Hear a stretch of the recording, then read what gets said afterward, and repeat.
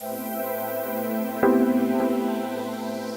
and welcome back to Red Gaming Tech with myself, Amata, for yet more of your daily gaming news. Today is the 24th of November and I have some rather interesting news concerning the PS4, especially for those of you in the UK, as the UK version of the PlayStation Store has gone live before of the release of the actual console in Europe and here in the UK, as of course it does not come out until next week.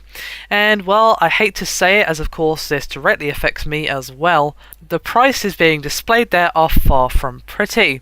An image has been doing the rounds over the internet which showcases the prices for games such as Battlefield 4 and Need for Speed Rivals. I'll put the link in the description for those of you who want to give it a bash. But I'll be covering the main points here. Each game is retailing for £62.99. Yes, I kid you not, £62.99, which equals roughly $102 in the United States. Now, considering the absolute absurdity in pricing, you have to wonder, are these actually the official prices? And also you have to take into consideration that these games are retailing for £47 on Amazon UK.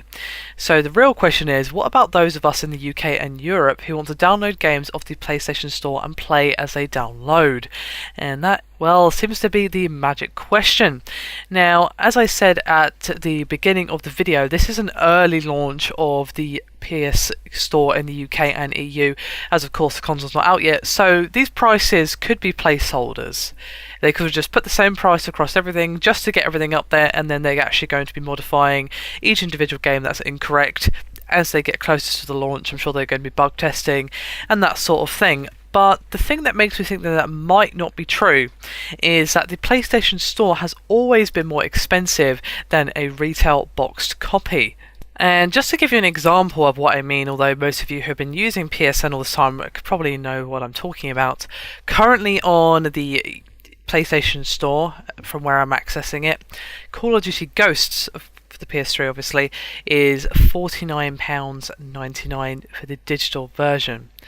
Now on Amazon for the boxed copy it is £40. So that kind of gives you an idea of the kind of rise in price you can see from digital to retail boxed copy. It's just kind of the way a PSN has been for a while. Now, even with that in consideration, the price is absolutely ridiculous.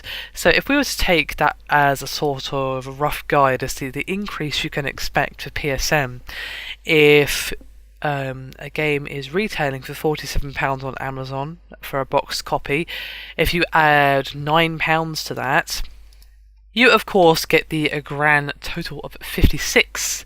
So we're still talking a pretty large increase even with the PSN charge in consideration. So fingers crossed that these are just placeholder prices and that this is not the price we're going to be seeing for those of us in the UK on the PlayStation Store. As to be honest, I don't think people are going to really want to pay that no matter how much they want a digital download. They'll probably just rather order it online, go down to their local store, whatever that store happens to be, and just, you know, wait a little longer to play their game rather than shell out that much extra. At least that's what I would do, considering these are roughly equaling to $102 in the United States.